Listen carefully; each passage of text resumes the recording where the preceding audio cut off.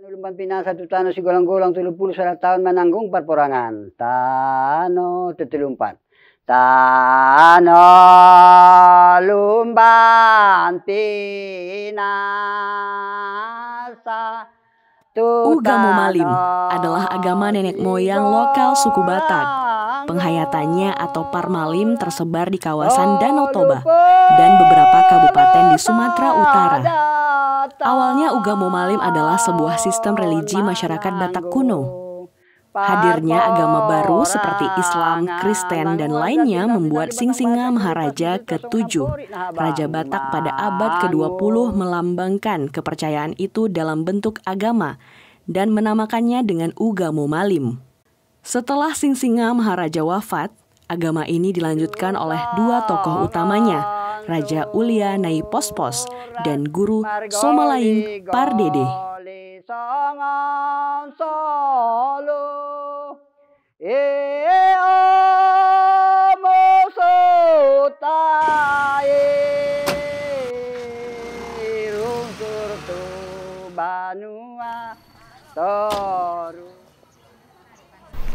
Sebelum masuk berdoa. Berdoanya itu sebelum masuk ya, kita minta kedatangan kita ke sini tujuannya apa. Dan setelah itu kita masuk duduk. Kita mulai ada nanti satu orang tua yang mengatakan nunga sikop Raja Nami, baru bisa dimulai tata ibadah yang disebut dengan martonggo.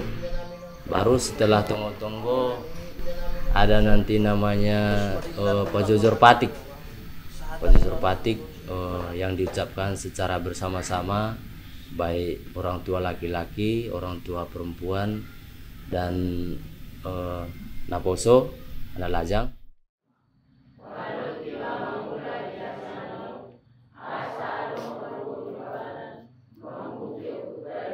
Jadi supaya orang tahu juga apa itu patik gitu kan. Nah, jadi itu adalah perintah larangan yang buruk. Perintah melaksanakan yang baik dan larangan yang melaksanakan tidak baik. Ada 15 bagian. Dilanjutlah dengan ini acara, ada namanya marpoda. Poda itu sejenis panuturi ataupun ajaran kepada kita umat Parmalim di sini yang dikirim ataupun yang dibuat oleh Amatahi Hutan Parmalim, pimpinan dari pusat, itu yang dibuatkan ke tiap cabang. Jadi di setiap hari Sabtu itu berdiri satu ama ataupun pimpinan kita di sini, pimpinan cabang yang menerangkan apa-apa saja isi poda yang dikirim oleh Amatahi Hutan.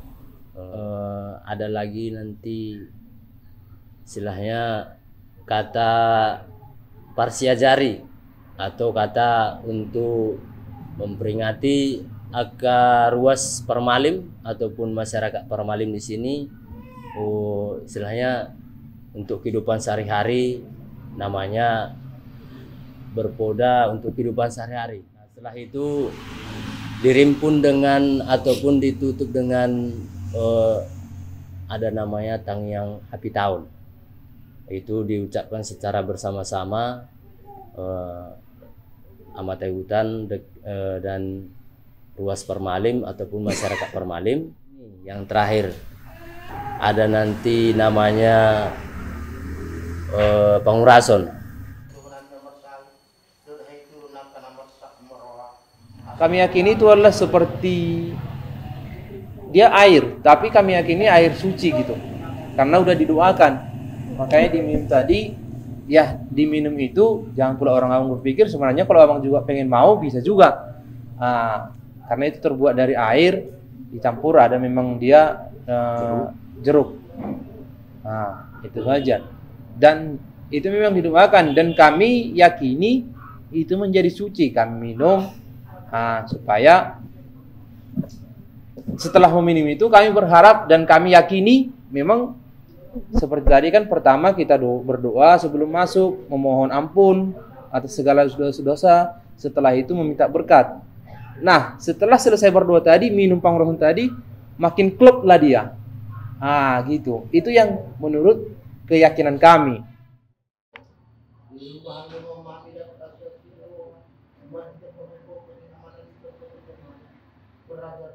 Setelah itu baru nantinya ditutup dengan doa mau pulang. Setelah itu barulah selesai acara beribadah pada hari Sabtu. Di Provinsi Aceh, Ugamo Malim atau sering disebut juga dengan Parmalim berkembang di beberapa kecamatan di Kabupaten Aceh Singkil, khususnya di daerah yang berbatasan dengan Sumatera Utara, di mana banyak masyarakatnya bermarga Pakpak, terutama di Kecamatan Danau Paris dan Kecamatan Suro. Sejak lama mereka hidup berdampingan dengan penganut agama lain di sana. Keberadaan Ugamo Malim di Aceh menjadi unik.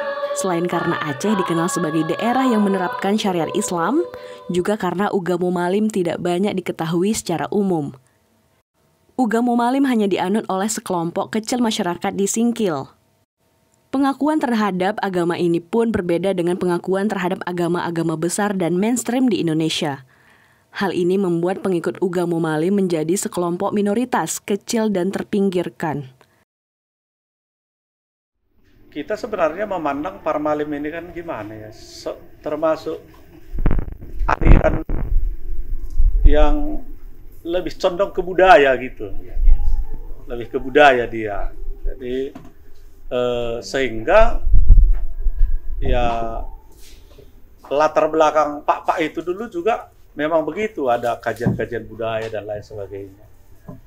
Jadi kalau ditanya kenapa Parmalim itu sekarang sudah banyak bergabung ke Muslim, ke Kristen, sebenarnya tidak karena perlakuan tidak adil sebenarnya, tapi lebih karena selama ini kan perlakuan negara ke mereka status belum ada.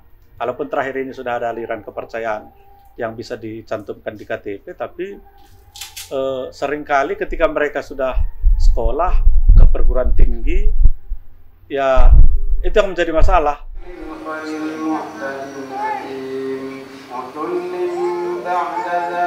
Sebenarnya kalau tanggapan masyarakat itu dari zaman dahulu, karena memang Parmalim ini yang pertama di desa ini, sehingga tidak ada clash di masyarakat antara walaupun dia Muslim, Kristen, tidak ada. Jadi sini tetap bahu-membahu. Cuman itu tadi, karena kita ini otonomi khusus, kita tidak bisa terlalu jauh karena kita dibatasi oleh peraturan-peraturan yang ada di Aceh ini. Jadi kalau masalah antusias masyarakat, sekarang ini kan ini sudah tambah berkurang sebenarnya, pengikutnya tambah berkurang. Tapi kalau dikatakan ada persoalan, sampai saat ini tidak ada persoalan. Ini kami nomor saudara kan, cuma duanya kami Islam. Dan ini adik saya ini paling bungsu ini, dia Protestan itu. Ya, kita kan betul untuk dia saja. Ya, itu juga lah soal apa hubungan sehari-hari nggak ada masalah.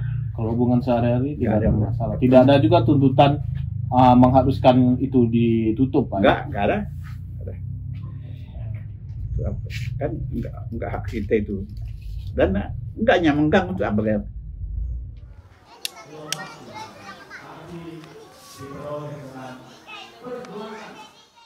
Abang katakan tadi, sampai hari ini mungkin jumlah mereka semakin sedikit, ya itu perlu kami garis bawahi, bukan karena tekanan dari manapun gitu. Jadi harapannya ya ke depan kalau misalnya teman-teman di Parmalim masih ada, masih eksis sampai hari ini, ya kita siap terbuka, misalnya ada kerjasama dan lain sebagainya gitu. Bahkan bukan hanya teman-teman Parmalim, kita terbuka untuk teman-teman kita dari Muslim, dari ya Katolik, dari ya manapun untuk bekerja sama demi terciptanya keharmonisan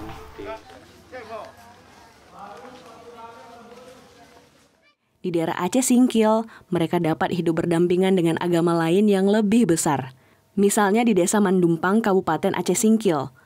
Masyarakat hidup berdampingan secara tentram dan damai dengan Parmalim. Ketika tiba waktu untuk ibadah, masyarakat tidak lagi memandangnya berbeda. Mereka sudah saling memahami dan saling menghormati atas keyakinan masing-masing. Meskipun Ugamo Malim adalah kelompok minoritas di Aceh Singkil, namun mereka tetap hidup rukun. Mereka dapat hidup berdampingan dengan agama lain yang ada di sana. Keberadaan Parmalim di Desa Mandumpang misalnya, tidak nampak terlalu berbeda dikarenakan sudah saling memahami dan saling menghormati, baik di dalam interaksi dan masyarakat biasa maupun di sekolah.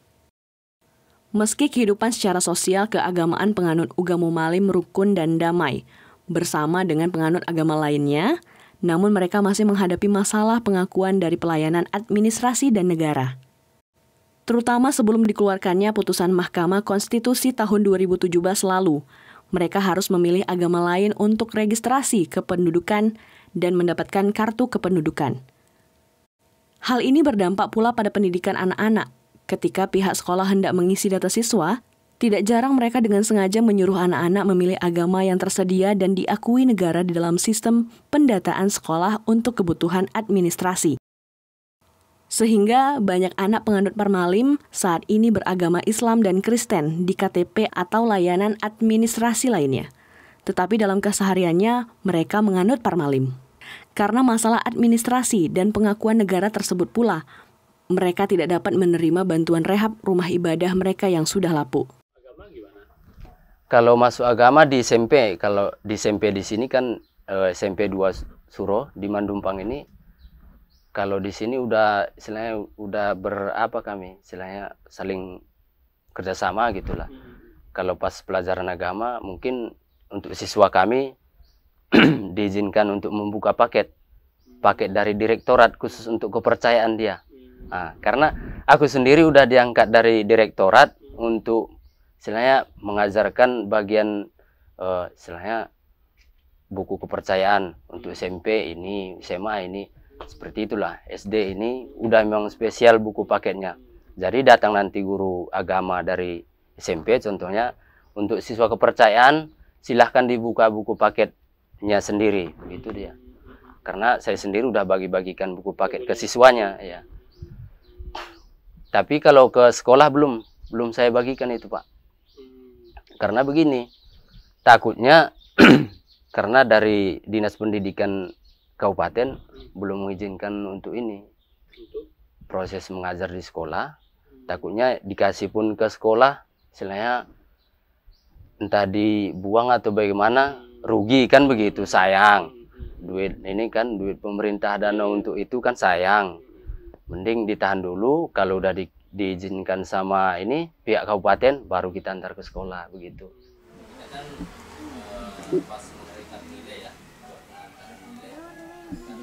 Sebenarnya yang datang cuma ini, murid abang kan banyak, Kak. Yang datang hanya ini aja, yang lainnya nggak mau datang. Alasannya banyak. Apa yang jelas? Ini dia. Kalau gambar pimpinan ini. Sampai 15 juga, 15 orang. Tapi gabung sama Islam. Ini belajarnya gabung atau? Memang gabung, Kak. Karena SMA kan kalian 1 orang cuma, SMP pun mau 2 orang. Ya udah digabung aja, pelajarannya sama semua.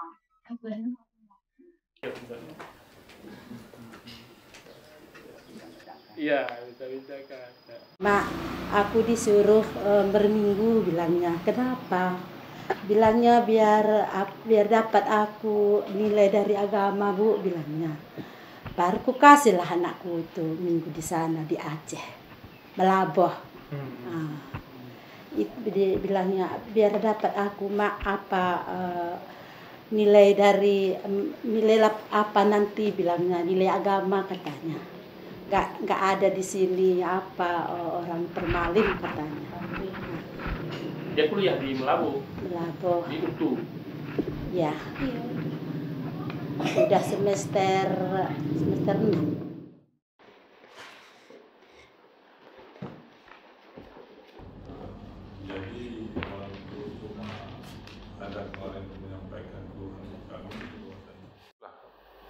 Memang pernah juga disampaikan kepada kami, apakah boleh kami mengajukan permohonan bantuan. Jadi, bantuan apa saya tanyakan? Bantuan menyangkut Pak membangun ini kan ada kondisi rumah pada kami yang tidak baik, mungkin perlu kami beli papan. Ya boleh saja sampaikan kepada kami, saya bilang. Nah, silakan sampaikan kepada kami, tapi itulah tadi Pak. Saya katakan sama orang itu menyangkut dengan rehab ataupun membangun rumah tempat ibadah ini, kita agak berhati-hati, saya bilang, karena kita masuk dalam wilayah Aceh. Di Aceh ada kanun tersendiri, ada aturan tersendiri. Jangan nanti terjadi permasalahan seperti antara Muslim dengan Kristen. Orang Kristen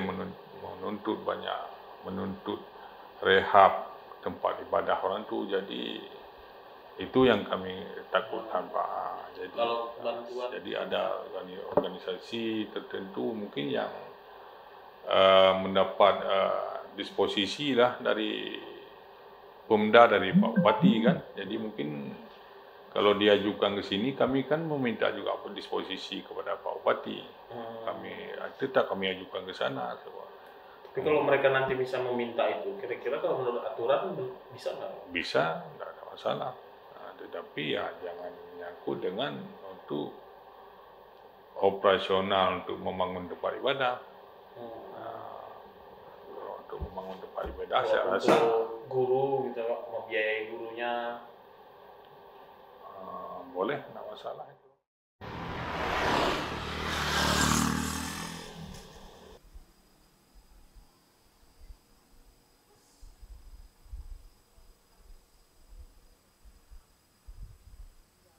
Jadi kita kesulitan di situ, termasuk peraturan-peraturan bupati tentang anggaran dana desa itu sudah ditentukan sebenarnya.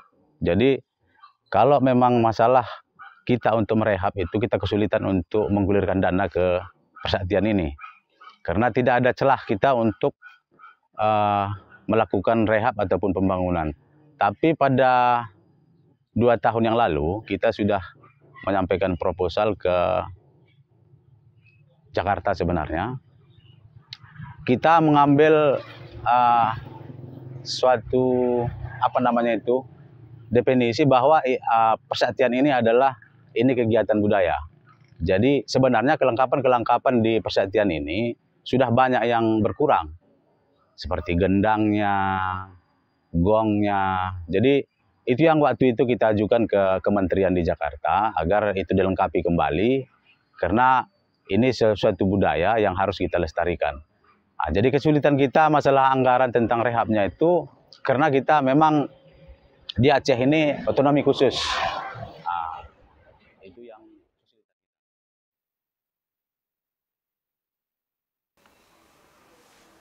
Jadi dapat kami sampaikan bahwasanya sebenarnya Pambi sama Parmalin sama dia. Pambi sama Parmalin sama. Dan kami selaku Dinas Kependudukan dan Catatan Sipil Aceh Singkil itu tidak ada kami membeda-bedakan pada mereka. Pokoknya mereka itu datang kemari membawa persyaratan yang lengkap, insya Allah kami layani dan kami berikan sebagai warga negara di Republik ini. Dan mereka itu berhak untuk memberikan pelayanan dan kami juga tidak membeda-bedakan pelayanan itu. Semua kami layani apabila mereka masyarakat itu membawa persyaratan yang telah ditetapkan itu lengkap saja. Itu saya rasa. Kalau untuk masyarakatnya sendiri, kamu melihat ada nggak?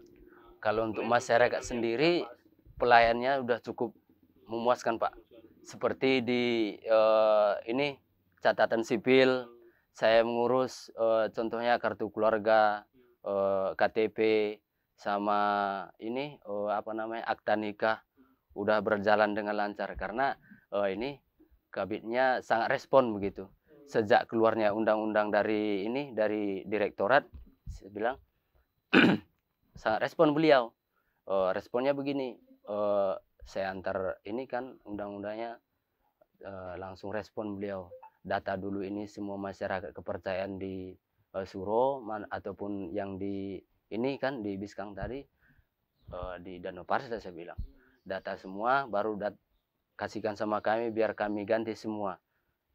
Sekarang punya KTP. KTP-nya agamanya kan udah diganti itu Pak. Kepercayaan _2 kepercayaan terhadap Yang Maha Esa begitu. Aliran kepercayaan dianggap agama di Indonesia, diterima di Indonesia. Maka di catatan sipil pun saat ini bisalah dibuat agamanya, aliran kepercayaan dan lainnya. Kalau dulu tidak bisa macam itu, dikosongkan itu agamanya. Sehingga anak-anak yang agama Pambi ini tidak bisa bersekolah di luar. Ketika dia disebutkan agama Pambi, nanti di sekolah itu pasti menolak. Agamanya nggak ada yang Pambi. Nah itu jadi polemik. Makanya Pak Kecil bilang kalau Udah adalah dipergunakan orang banyak budaya-budaya dari luar. Budaya kami terbenam. Kami menindak tidak bisa. Dan mengikuti pun tidak akan mau. Suruhlah kami ke belakang. Karena melihat supaya kami tidak mau mengikuti. Kami lihat budaya-budaya luar itu memalukan. Memalukan. Kalau budaya dianjurkan nenek moyang kami, tertib, sopan, terang. Oleh karena itu kami mengharap kepada penyiar Republik Indonesia supaya dapat ditegakkan kembali budaya-budaya nenek moyang kita. Bukan budaya kami saja. Seluruh Indonesia itulah budaya nenek moyang kita. Dan juga kami mengharap kepada penyiar Republik Indonesia. Beginilah ucap kami, para Mamalim. Karena kami tinggal pertama miskin, kedua adalah kekurang pendidikan. Mohon kami, rumah ibadah kami dapat dibantu pemerintah. Kenapa agama Parmali meminta kepada pemerintah rumah ibadah? Pambi Parmali kepercayaan dan budaya berpusat di negara Republik Indonesia. Wajiblah pemerintah Indonesia membantu kami. Kalau agama yang lain buat dari luar membantu. Kalau tidak kiranya dibantu pemerintah Indonesia, kami terpuruk lagi. Kami terpuruk. Jadi tolong kami bantulah kami. Mana tak setuju, senonoh dalam perbuatan kami, perbaikilah kami. Dan mana yang kekurangan, sampaikanlah kepada pemerintah. Supaya dapat pertemuan kita ini berhasil guna, berdaya guna. Dalam berkehidupan bernegara, semua sama di mata hukum, sehingga keberagaman dalam berkeyakinan juga dijamin dalam undang-undang. Agama adalah pedoman kehidupan untuk memberi pencerahan. Jangan sampai menjadi ajang adu eksistensi dengan seolah menjadi dominasi dan mendiskriminasi yang lain. Meskipun negara tidak mengakui sebagai agama, namun sebagai masyarakat multikultural, menjadikan perbedaan menjadi hal yang menyatukan.